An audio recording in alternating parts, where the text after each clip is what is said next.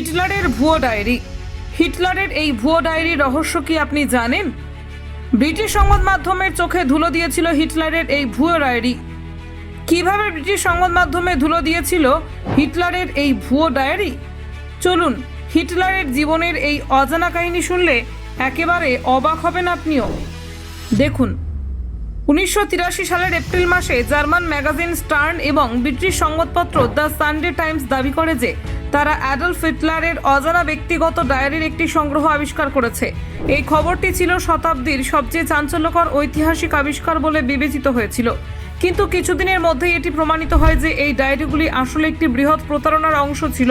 স্টার্নের সম্পাদক পিটার উইকম্যান দাবি করেছিলেন যে তাদের হাতে 60টি ডায়েরি রয়েছে যা হিটলারের নিজের হাতের লেখা।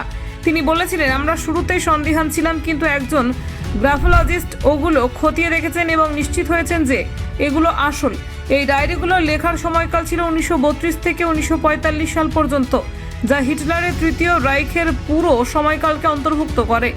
ডায়েরিগুলোর বিষয়বস্তু ছিল হিটলারের ব্যক্তিগত জীবন এবং রাজনৈতিক চিন্তাভাবনা নিয়ে নানান তথ্য। উদাহরণস্বরূপ সেখানে তার স্বাস্থ্য সমস্যা যেমন পেট ফাঁপা এবং মুখের দুর্গন্ধ নিয়ে আলোচনা করা হয়েছে। এছাড়াও স্টালিনকে জন্মদিনে টেলিগ্রাম পাঠানোর মতো ঘটনাও উল্লেখ করা হয়েছে।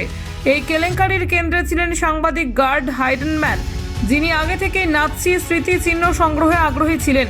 তিনি দাবি করেন ডায়েরিগুলি একটি বিমান দুর্ঘটনার পর উদ্ধার করা হয়েছিল এবং পূর্ব জার্মানির একজন সংগ্রাহকের কাছে পৌঁছেছিল। স্টার্ন কর্তৃপক্ষ এই তথ্য শুনে দ্রুত সিদ্ধান্ত নেয় এবং তারা প্রায় 23 লাখ পাউন্ড খরচ করে ডায়েরিগুলি কিনে ফেলে। যদিও প্রথম দিকে অনেকেই ডায়েরিগুলোর সত্যতা নিয়ে সন্দেহ প্রকাশ করেনি, তবে লর্ড ট্রেভার রোপার নামক একজন ইতিহাসবিদ পরে তাদের সম্পর্কে প্রশ্ন তোলেন। তিনি বলেন যে আমি দুঃখ প্রকাশ করছি যে ঐতিহাসিক নথিপত্র যাচাইয়ের জন্য প্রয়োজনীয় স্বাভাবিক পদ্ধতিগুলিকে কিছুটা হলেও স্কুপের খাতিরে বিসর্জন দেওয়া হয়েছে।